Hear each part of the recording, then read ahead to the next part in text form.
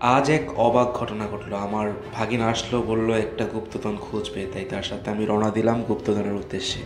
শহর ছেড়ে আমরা ধীরে ধীরে গ্রামের উদ্দেশ্যে গেলাম। জঙ্গলে পৌঁছাতে অন্ধকার রাত। সেই অন্ধকারে আমরা এগিয়ে গেলাম এবং ঢুকে পড়লাম এক রহস্যময় গুহাতে। আজকে ডে 1। আজকে আমরা গুহার একবারে প্রথম দিকে আছি। আমাদের সাথে আছে টর্চ লাইট এবং আমাদের অভিযানের কথা বলবে চলে সাইফ। সাইফ, এখানে কি হচ্ছে বলো? এখানে খুব আর কি ভয়ঙ্কর একটা অনুভূতি। এখানে অনেক ক্রিচার থাকতে পারে। আমাদের বাঁচার জন্য খালি টর্চ লাইটটাই আছে। আমাদের জন্য দোয়া করবেন। আমরা এখন আরো ভিতরে ঢুকবো, আমাদের এই যাত্রা যেন শুরু হয়। হ্যালো বন্ধুরা, আমরা একটা প্রচণ্ড বিপদে পড়ে গিয়েছি।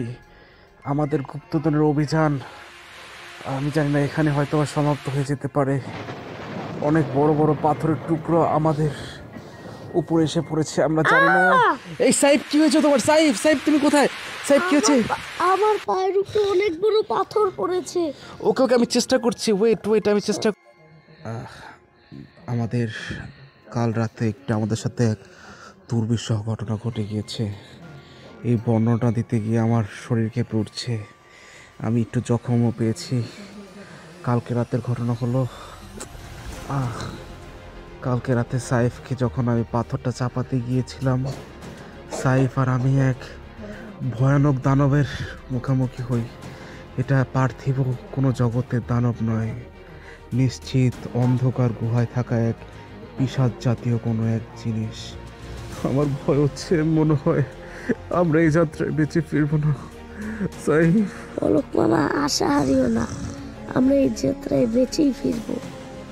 হ্যাঁ, আমাদের পারতে হবে। সাইফ, আমরা কি পারবো? হ্যাঁ, আমরা পারবো। চলো, ওকে আমরা আজকে হারিয়ে দিব। আমাদের জন্য দোয়া করেন। বলমা, চলো যাই। গুহা থেকে বের হওয়ার পর আমরা এক দানবের মুখোমুখি হলাম। আমরা ভয় পেলাম না, দানবের সাথে যুদ্ধ করলাম এবং যুদ্ধে আমরা প্রথমে ভয় পেল, তারপর অবশেষে দানব আমাদের কাছে পরাজিত হলো। আমরা সেই গুহা থেকে বের হলাম এবং আমরা ধীরে ধীরে সভ্যতার দিকে পৌঁছে গেলাম। এক দুর্দান্ত অ্যাডভেঞ্চার হয়ে গেল। ধন্যবাদ সবাইকে।